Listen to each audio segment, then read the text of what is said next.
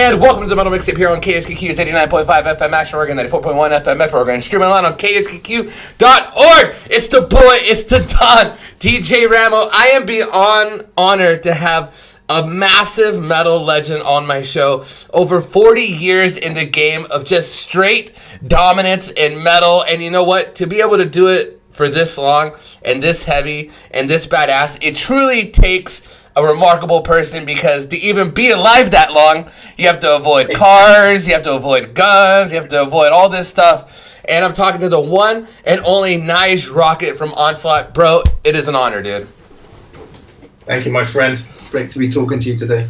Dude, hey, pleasure's all mine. You know, I live, breathe, and I'll die metal, man. And to be able to talk to people like you, it's just it rejuvenates. It's like I love hearing about like how people accomplish their dreams, and you know, like this year, man, I'm going to Wacken for the first time. I'm going to Germany, and I'm going to be checking out European festivals for the first time this year because, you know, very quick before we get to the interview, but I just hear so many beautiful things about that side of the ocean that is just so incredible for metal. Would you agree a little bit on that? Oh yeah, mate, you're going to be in for an amazing treat, I tell you. Some great festivals, especially Wacken, but there's so many other cool ones as well. So you're going to have a great time. I guarantee that. I love it. Nice. Of course, we have a whole lot to talk about, especially Origins of Aggression, which is the #1 added album on Heavy and Metal Contraband. So huge shout out for that. Thank you. But you know, you've been doing this for so long, Nige. Do you think like the kid version of yourself would believe that after all these years you're actually doing this for like a living and you've been doing this for that long? Do you think little Nige might be blown away if you ever told him that you're this whole person now with Onslaught and just 40 years of just aggression? Yeah, it's off the scale unreal. I mean, all the bands that influenced me at the time to start the band in the first place, they were even some of the oldest influences. Sabbath were probably only like 12, 13 years into their career at that time. So to try and comprehend 40 years in music is just, especially when you're that age, young kid, it's like, nah, that's not going to happen, man. But absolutely amazing to be still doing it, you know, and enjoying it as much as we do. It's incredible. Dude, it's absolutely incredible. Honestly, just seeing people who have been releasing this many albums, have been doing like this many tours. Do you remember like the first band you were ever in, or maybe it could have been Onslaught, where like your first big metal moment that kind of shifted in your eyes, where you were just like, all right, I'm not just playing like an instrument here. I'm not just shredding. I think I could do this for for the rest of my life. Did you ever have a turning point like that growing up? I mean, Onslaught was my first band. Oh. And when we formed Onslaught, I could barely play the guitar. Wow. So I was just inspired by all the bands that I followed around, you know. Mm-hmm. And we just decided, right, we're going to form a band because we love watching live music so much. And me and Paul Hill, who formed Onslaught, we just went out and bought some instruments, regardless of being able to play, you know. Wow. Fortunately, there was a guy in a band called the Vice Squad. Maybe you've heard of him, a UK punk band. Okay. And I went to see them in Bristol at a show. Got talking to the guitarist after. Found out he literally lived 5 minutes away from me. Wow. So he said, bring your guitar down, I'll show you some basics. And that was it. Done that 4 or 5 times and I was away. I could play a lot of punk tunes then at the time, and then Onslaught we're ready to go. And that's basically how we started. So yeah, I mean, there was a few moments when you thought, well, I've finally arrived and going to make something of myself in the music career. And it was probably when we played the legendary Marquee Club in London. I think we were supporting Exciter at the time. Oh, hell yeah. In some early days, you know. They kind of took a long time sound checking, so the doors were open and all the fans were coming in, and we had to sound check with a full venue, basically. Wow. and it was kind of insane. We started to play. I think we were probably soundcheck with Metal Forces at the time, off of the Force on, and the place it was like a full-on show. It soundcheck. There was bodies flying everywhere, and it was just absolutely incredible. And that was the moment I thought, well, this band has kind of arrived now, I think, and it was just insane all night. It was. And that was the point. Yeah, I think this band can do something good. So. I fucking love that. Nice.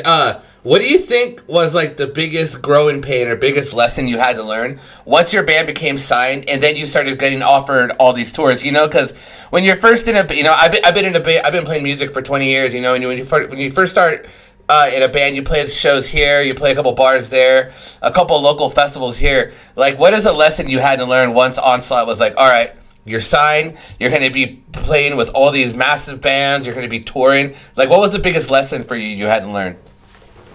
We were really lucky because when we started, there was the punk scene in Bristol where we started, was very big, and a friend of mine was the major promoter in Bristol for all the international and national punk bands. Mm-hmm. So every time somebody would come to town, he would put us on as a support. Okay.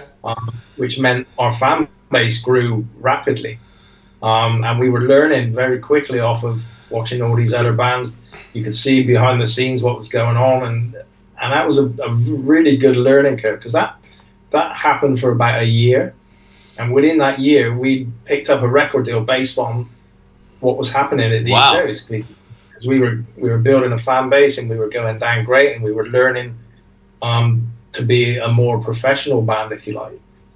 So that was a big learning curve at first. And then the biggest thing that happened to us, even now, I think, was we got to support Motorhead. And I would say that was the biggest lesson about being in a band for us, because they showed us, even though we were young kids, they showed us so much respect and taught us how to tour. Basically, we were out on the road with them for a month. Wow. We became great friends in a matter of a week. I mean, we were drinking with them after shows and breakfast, dinner with them every day after that. And it was incredible that a band like that would kind of take us under their wing as they did. And it taught us so much about showing respect for other bands, for fans, and how to do things in a perfect way, you know. That was the biggest life lesson for being a musician we've ever had. That is absolutely awesome, man. And yeah, you could, I couldn't imagine touring with Lemmy and Motorhead for a whole month, man. You know, especially being like, you know, like you said, like you learned your instrument being an Onslaught. Onslaught is like, it's like it's your wife, you know. That's like your second wife. You grew up with it. You learned your lessons. You had your ups and downs. Before we get into the new release, what do you think? Because, you know, on tour, everything's, you know, a lot of people say it's really good, but also there's those shows that don't go well. Do you remember a show or a big show that kind of maybe went downhill as far as like equipment failure, your guitar broke, or maybe you guys were late and rushed on stage? Do you remember any moments like that? Yeah, we've had several. I mean, the last two shows I've had equipment failure. Oh no! Even nowadays, like even with expensive gear, it still fucking breaks, man. It's like, But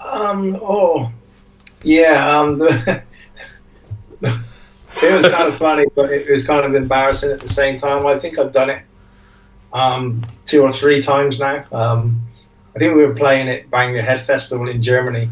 I think it was 18,000 people there.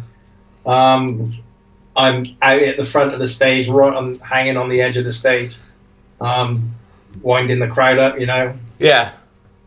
So I decided to walk backwards for some stupid reason, not realizing that the wedges are right behind me. Oh no!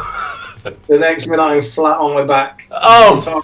Yeah, it was like really picked such a moment in front of the biggest crowd we played for at the time. And I ended up flat on my back like a turtle, you know. It was, like, it was terrible. It was really not cool. But that was probably my worst moment in my music career, I think.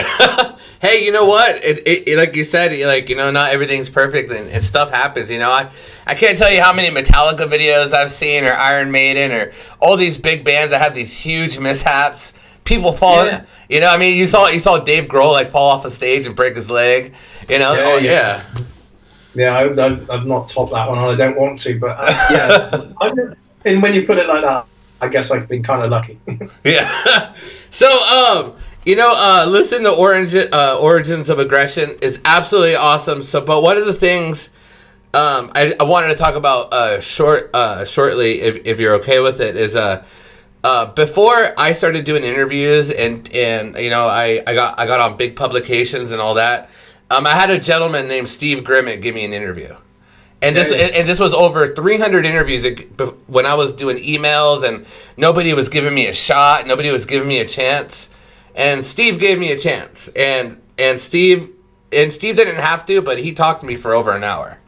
You know? Yeah. And which was just incredible. And you know, when I was listening In Search of Sanity, you know, and a lot of the songs on there that are, by the way, the new Origins of Aggression, so brutal, man. I love what you did with the songs, by the way, the sort of restructuring and the little things he's fixed here and there is so amazing, by the way. And also Dave Garrett's an absolute badass, dude.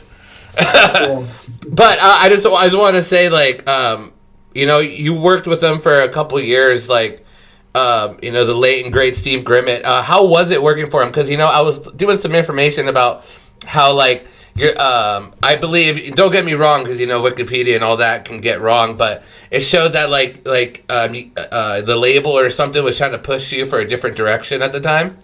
Yeah, you know what I mean? So, but first, like, so how was that? Because I'm sure maybe that wasn't that cool, or maybe you agreed with it, but...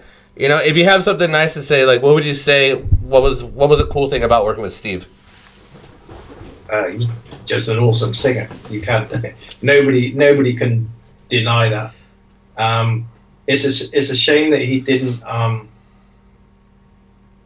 go on to really big things, because I know we auditioned for Iron Maiden, and didn't get the job, which I found kind of strange. I don't know. I can't remember what period that was, whether it was after Bruce or before Bruce, I can't remember, but I know he auditioned and didn't get the job, so, which was a shame for him, obviously. But all you could say is his voice was incredible. He could hit any note that you wanted to. He could do basically anything. But it's not to say that he was the right singer for Onslaught at the time, you know. Lots of we just signed to a major label, Polygram, London Records. And they were very manipulative in what they wanted from us, basically. Yeah. I mean, the annoying thing is they signed us on the back of the success of the Force album, which was heavy. Yeah, and they'd heard the demos for In Search of Sanity, which were kind of the next natural progression from the Force. They were still dark and heavy, and they signed us, and then they took over control. You know.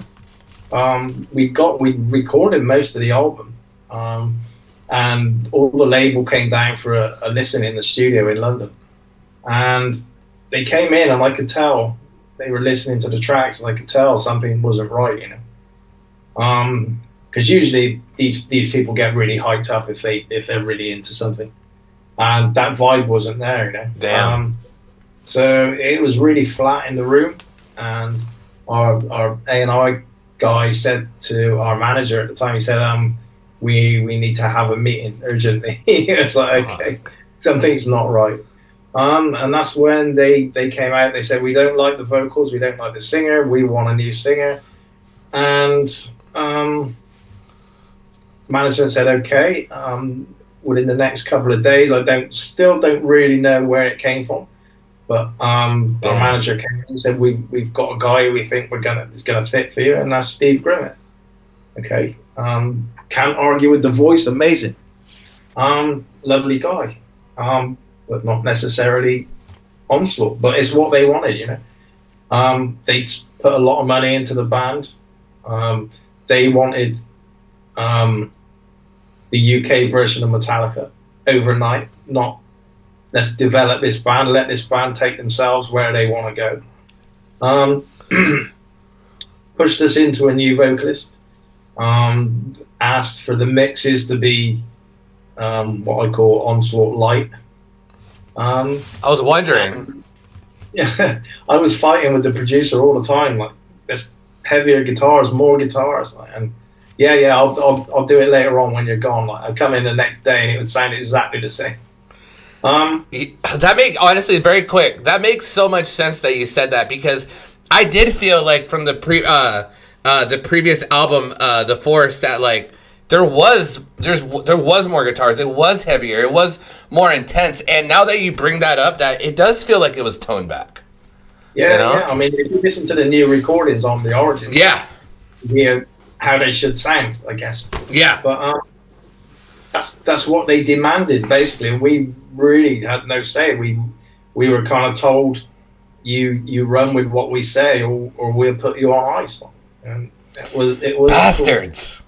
Yeah. So and eventually it ended up to the band splitting, you know, because what should have been a great time for us signing for a major label and looking upwards, whilst the album did very well, it kind of alienated a lot of the old Onslaught fans, and we got a load of new fans, obviously, but it just wasn't Onslaught anymore. And I think Steve left within a year to go off and do his solo thing, and then along came the likes of Nirvana and grunge and stuff, and the whole landscape changed, and we were in such a negative area with the label. It just, everything felt wrong. So we left the label, and the band kind of just splintered from there.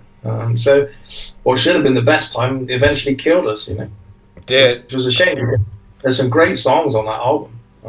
It just wasn't delivered how we wanted it to be. By the way, just because I'm pretty straightforward when it comes to my opinions, and I just want to say that Welcome to the Dying, that track, that track for me is like a top 25 of all time, dude. That track is so damn smart. The way you structured it, the emotional intensity through all of it. And even like the beautiful like neoclassical shredding and all this beautiful things that you do in there. I just want to say that like very underrated song, and I think it's a song that like that needs to be talked in a lot of metal circles, dude. Because that song, I listened to it yesterday and like 2 or 3 times while I was taking care of my 5-year-old, and I was just like, holy crap, dude. Like this is insane. But okay, moving over. Origins of Aggression. Dave Garrett, dude. And I totally agree, because what I had yesterday, I had both albums side to side, and then I was going through the list of like, you know, songs that were like redone, you know, like especially like Shell Shock, which sounds like a completely different song than it does on In Search of Sanity. But no, I'm really happy that we talked In Search of Sanity, because it really opened up my eyes to Origins of Aggression and why you went in this direction, and it all completely makes sense. And you know, it's just, but it also just blows my mind that like it was a label's call, you know, like that was like legit. But the thing is, I'm really happy and I'm proud of you guys that you did Origins of Aggression. I love your War Pigs cover. Tell me what you guys went into with doing this, and also like picking which songs you wanted to do off which albums, and also which covers. Like what was the whole mindset? Because you know, this is a celebration right now. Yeah. I mean, this was celebrating the 40th anniversary of the Power of Hell. I mean, it was kind of easy, really. Once we got away from the fact, because we were going to re-record the whole Power of Hell, that was the original plan. Yeah. Not much imagination, not very original idea. Lots of bands do it, but okay, that was the first thing that sprang to mind, and then somebody talked me out of it. So then it was to plan B. Okay, let's do something exciting and a little different that the fans are going to dig, rather than just going just a re-recorded version of Power from Hell. You know? So okay, let's do a story of Onslaught, basically, where we came from, what inspired us to become a band, and what inspired us in the writing of Power from Hell and the subsequent albums. And it seemed fitting to do a double because we had the idea of, okay, let's do some original re-records, and then do the cover versions that shaped Onslaught from day one. And it was great to mix up, say, the first two songs we wrote for Onslaught, Thermonuclear Devastation, Black Horse and Famine, with Power from Hell, The Force, and In Search of Sanity, and make them all sound like they're on the same record, even though they're 7 years apart or whatever. And it was amazing to do that with this lineup and make those songs all sound like they fit together in a perfect linear story. That was a real exciting part for me, to hear those tracks sound like each other, like Onslaught from day one through till the time we split, basically. And the covers were basically, every song tells a story of for one reason or another, what it did for myself and Onslaught as well, in the conception of the band, and where everything came from, which was the Sex Pistols for me. And that's why that track's included, because that was the first punk record I'd ever heard. It was the biggest shock of my life after listening to David Bowie and The Sweet and stuff like that. When this new band came out, it was absolutely outrageous at the time, playing this crazy aggressive music that nobody had ever heard before, and it changed my life completely. And without that record, there would be no Onslaught for sure, because the whole attitude and outlook on life and music completely changed from day one, listening to the Sex Pistols, never mind the bollocks, you know. So yeah, that's the inclusion of Holidays in the Sun, because it was the very first track I'd ever listened to that inspired me for the rest of my life, and it still does now.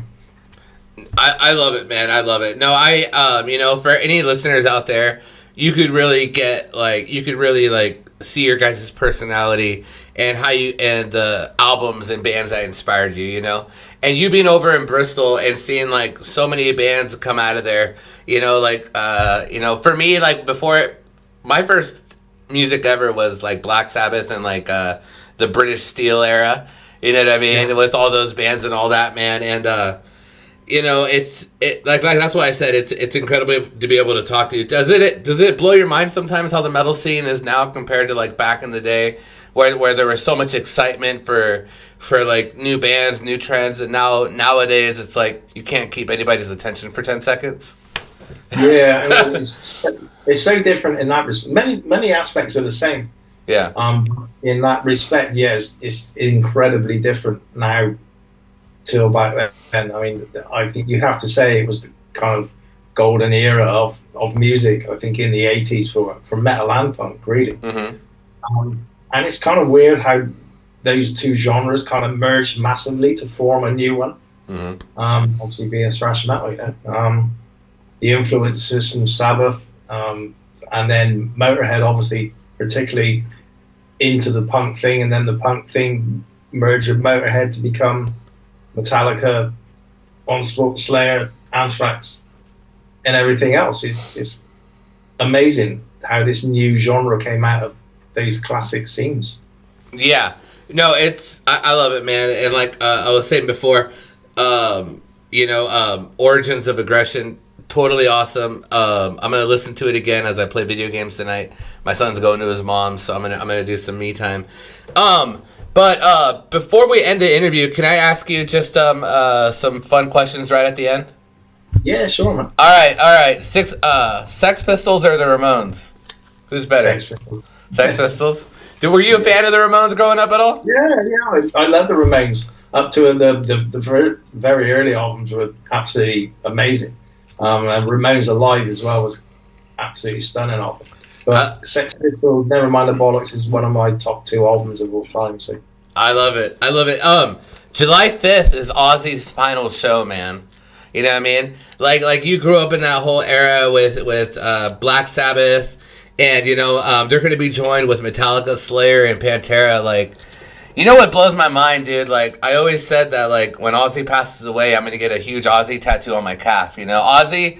You know, I come from Mexican immigrants, and me growing up, we never listened to rock or heavy metal, and the first song I ever heard was "Flying High Again" when I was younger. You know, and then I got to see Black Sabbath with.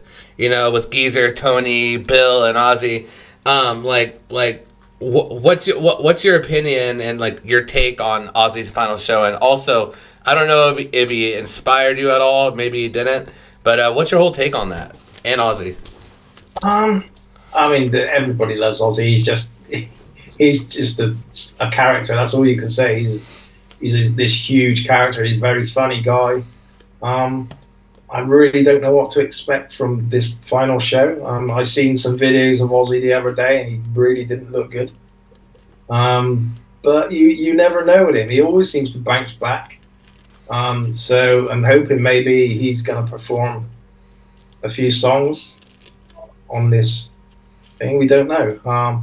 When I've seen him, I can't remember. I think I've seen him on their last reunion tour, and it was great. He really held it together then, but I really don't know what to expect. I mean, I was hoping that it was going to be a full show, but I don't really see that happening with the way his health is right now, which is a shame. But because Sabbath have been a massive influence on me over the years, and I'd love to see him go out on this really big high. But I don't know really what to expect is going to happen. I imagine they're going to have some guest singers on, and how long Ozzy's going to be on stage, I don't know. But I'm sure it's going to be a great success, whichever way. I mean, Ozzy's got to be appearing, that's for sure. I would guess. Awesome. Well, we've ran out of time. I always want to leave enough space for the following journalists. But Nige, it's been an absolute pleasure, man. I love hearing all these stories. It just solidifies why I love metal so much, dude. And origins and aggression, absolutely awesome. And also, again, congratulations on #1 most added album on Metal Contraband. Nige, before I let you go, could you say this is Nige Rockett from Onslaught, and you are listening to the Metal Mixtape? Hey, this is Nige Rockett from Onslaught, and you're listening to the Metal Mixtape. Hey, bro, I'll fucking see you around. Keep on crushing it. Keep on being a badass. And congratulations on 40 years of success. Thank you, man. Great to talk to you. And I love your whole attitude and inspiration when you're alive. Well, you know what? You know what the thing is, Nige, is that like I have a kid, a special needs kid, and I have full custody of him, and you know, I have to put as much work as I do as being a father, as being a worker, as I do my interviews, you know, have that same level of just energy and love for it. Because if you know, if I was doing interviews and I didn't love it, I wouldn't do them. You know, I just gotta go hang out with my kid. But, you know, like last night I spent a whole day doing like an entire page on you, you know. You were my homework last night, Nige, and I love you for that, man. That's awesome, man. Thank you. All right, I'll see you later, man. Great talking to you, bro. Later, dude.